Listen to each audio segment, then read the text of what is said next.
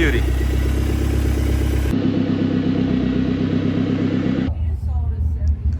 What's up, guys? Hope you all are doing fantastic. Today's video is going to be a really cool one because here we have a gorgeous Lancia Delta HF Integrale with all that Martini livery, and you know, this thing does need no introduction. This is just a gorgeous specimen and in really good condition, and I have the owner right there, Mark, who is going to walk us through this, and let's get to it. Yeah, so this is my 1989 Lancia Delta Integrale. It's a 16-valve, 2-liter turbo. Very, very prominent in the Group B Rallycross back in the day. And it's a street version, but it does have the livery on it. The famous, obviously, Martini livery.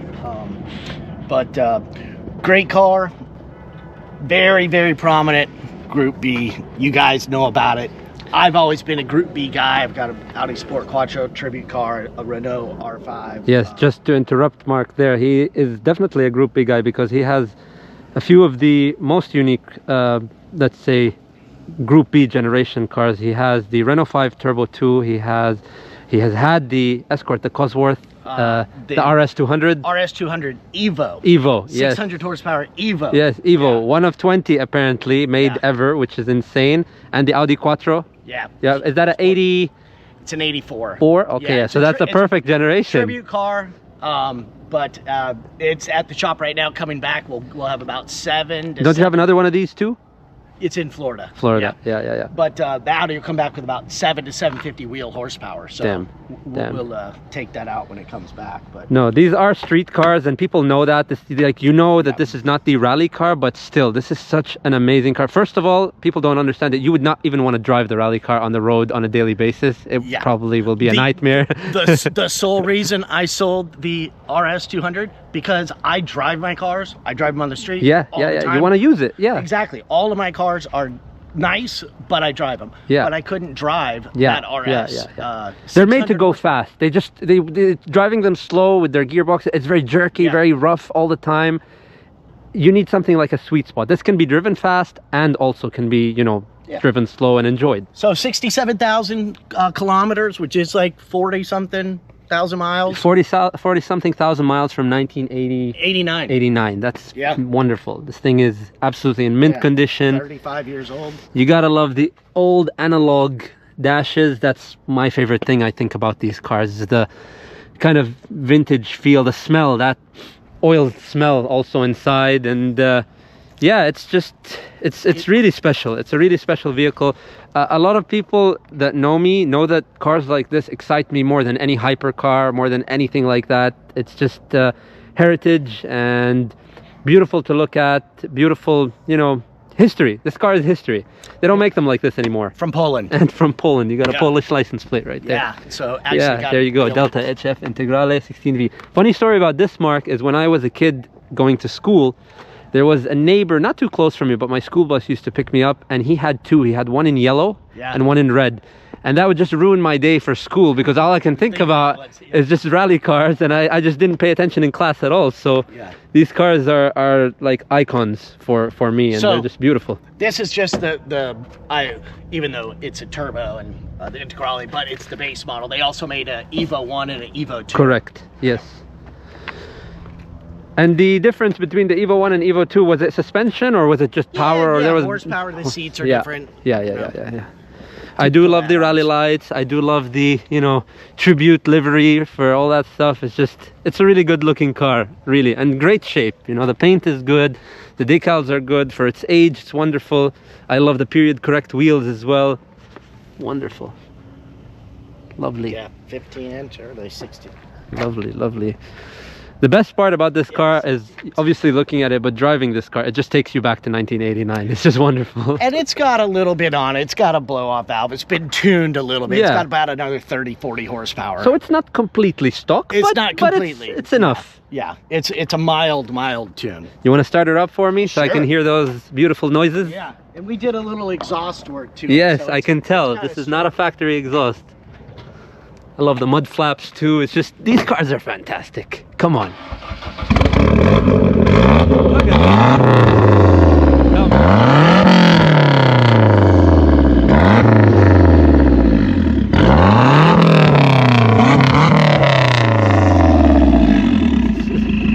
like the starting line at a Group B.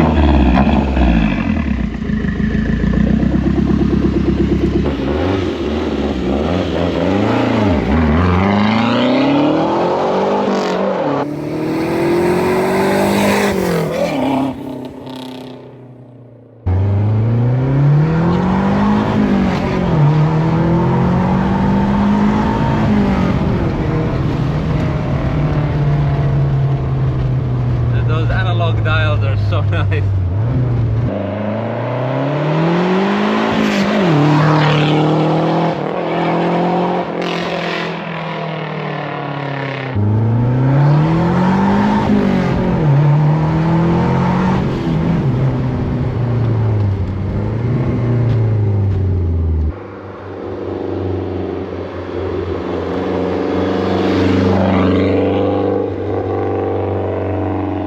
Even simple things like this is a practical car, man. Look, you put your phone, you put your key, you put another thing, and you have, I mean, who gives a shit about cup holders? This is not an American spec car anyway, so. And the seats in the back, I mean, they do look pretty spacious. Did someone do that stitching for you, the Martini? Because it looks good. I bought the car like this. That's nice. That's a nice touch. Dude, it sounds so good from the outside. Yeah. It sounds like 1989. Yeah. It's like, especially on this road with the trees, almost like an old school rally stage.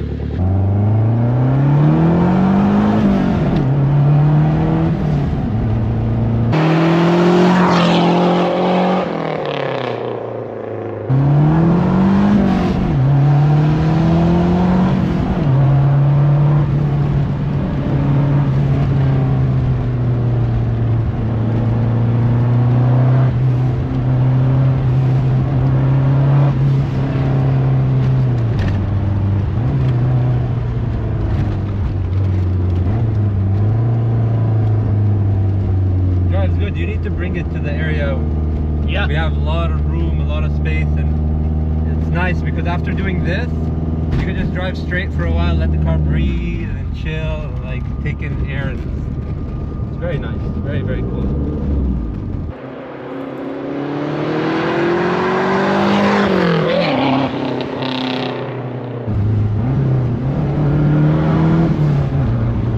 So it's got a little whistle, you know.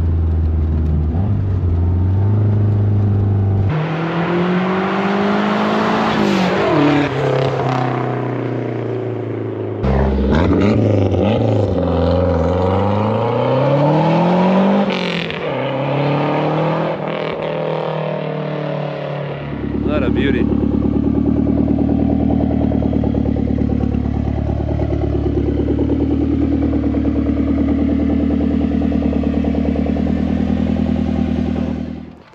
Look, because this is, I think Euro was. Do you have the covers? Were they Hella or PIA? I think they were PIA for these, but I could be wrong. That would be awesome. The different ones, the inside, the outside. Yeah. Where the fuck would those be? Beautiful. Let's take a look at this beauty. Where is the? Let me do this. They gotta be. All right, there she is. Look at that. Oh, you want to know what? No, wait. Was it on the other side? No, this is for the exhaust. Hold on.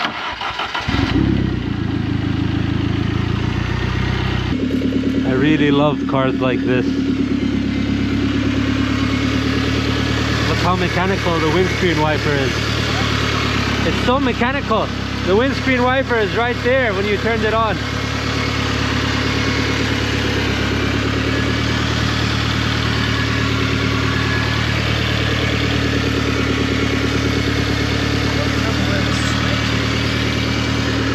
Alright guys, so we've just taken this thing for a spin and it's so beautiful. It's very nostalgic, you know.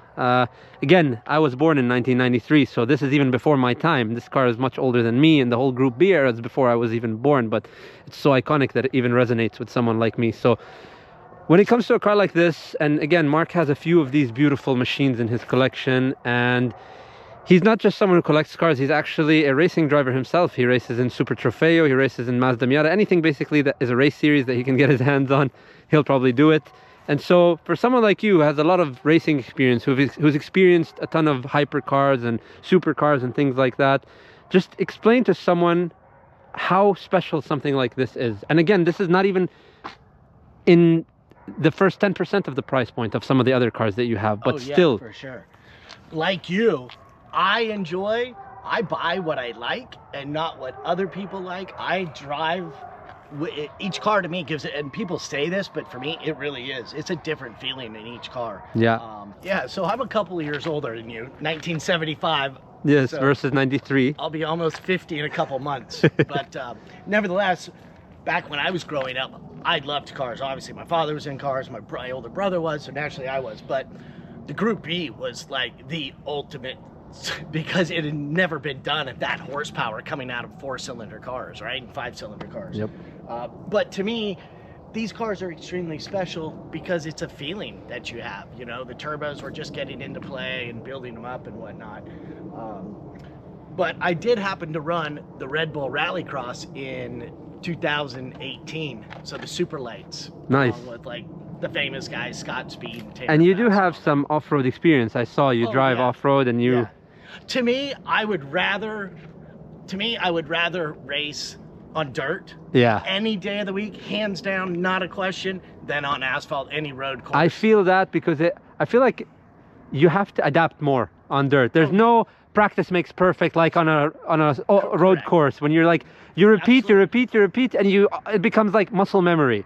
Yeah, and on the dirt, the thing with the course is going to change. You may be stage rallying or something like that, and the dirt is going to change every time. So you have to be prepared for it and to adapt. Mark is waiting for it to snow because we want to take this thing out in the snow and see how the all-wheel drive really handles. If not, I'm putting it on the back of my trailer and I'm going to go find some snow. So I've got a 2-car trailer. I'm going to put this and the Audi on the back, and we're going out for the weekend for sure. That's awesome. That's awesome. I'm waiting for it. It's really beautiful. Thank you for, taking me out in it. And it's, again, this is not a supercar, not a hypercar, but for someone like me, this thing is even more special. And I just love looking at it. These cars are art to me. They're art, they're history, they're museum pieces, kind of. And fun factor is a 10 for sure. Yeah, fun factor is a 10. And you don't need to be flying and going super fast in this thing. When I show a car like this to some people, I think they miss the point, because they tell me, oh, but it doesn't do 0 to 60 in this, or it doesn't corner that fast, or it doesn't do this, or it doesn't do that. But I feel like this car is more about feeling, more about the turbo noises, more about the hydraulic steering, the old school feel, the analog gauges. It's a lot more than just, and I get it. I can't wait for it to snow, like you said, because you were ready to take it out. Like, this is not, he does not baby his cars. If anything, he drives the shit out of all his cars, which is something I always respect. Drive them now, fix them later, right? Exactly, yeah. So, but they still look great. Like, he drives them hard, but he does take care of them. And that's the whole point with these things. They're meant to be used. It's a car that will make me smile, and I guarantee you it'll make anyone smile. Anyone who's a car guy. Unless you like electric cars, then you can go watch another video or go somewhere else. But this is not for you. For this, it's just, that's all for today. And again, thank you, Mark. Absolutely. Thanks for stopping. Awesome.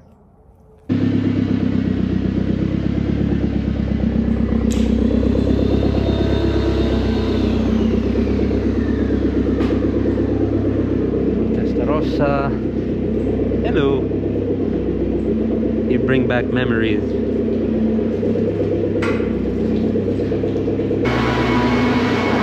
Two slant noses. This one is really, really special.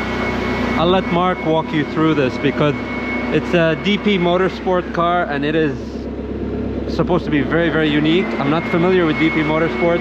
I do know the slant nose on its own is unique, but that's really, really special right there. Look at all these two-stroke bikes. So pretty. These are actually also really rare, because many of these were made for Japan, not the US.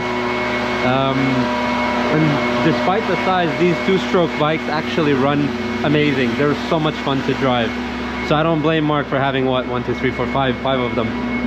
He had more too, and he sold them. But this thing is just special. The Renault 5, just absolutely beautiful. And this is the Turbo 2. Wow.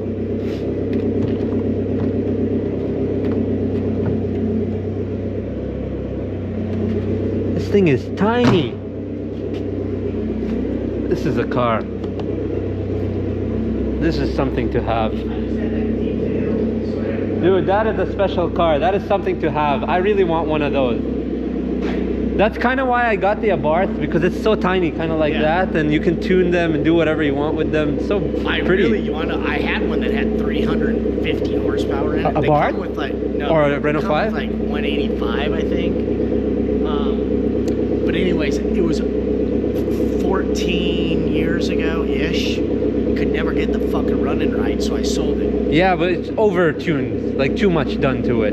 It was just when all that programming and standalones, it was really hard to fucking get. Yeah, there's a sweet spot to how much you can tune a vehicle and what you can do with it. Bro, I swear she's clean. Yeah. Ow.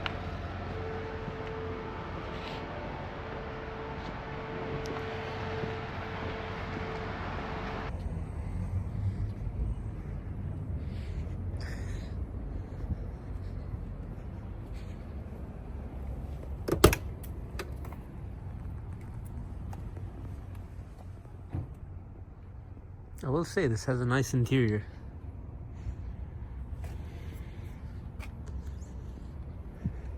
I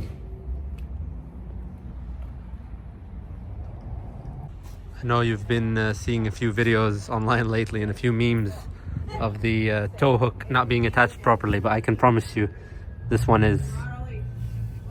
So I don't really know. Silicone would fucking fall off if someone touched it. That's what I thought. So I don't think so. I think it's legit. Yeah. Nah. Yeah, I can tell you drive this though. Yeah, I can tell you drive it all the time. When I got this, it was brand new. Like there was no fucking chips on it. I remember. Like, I mean, you can tell. Look how many chips are in here. I drive this thing. Yeah. Man. I mean, it's got coilovers on it, so it's fucking nice and easy to drive. The interior surprised me, you know. I was, and I'm gonna be honest with you, I was never a big fan of the RWB body kit because I thought they would like. I thought it was like butchering the car, kind of, with the pins and all that. So this is a really good one. But it looks fine. But you want to know what? I didn't even like them, and I bought it. You want to know why I bought it? Why? Because it only has like 40,000 miles on it. It's the original paint color.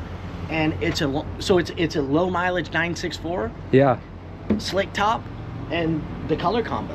Yeah, it does look good. This is not custom paint. This is the real factory color. This is the factory color.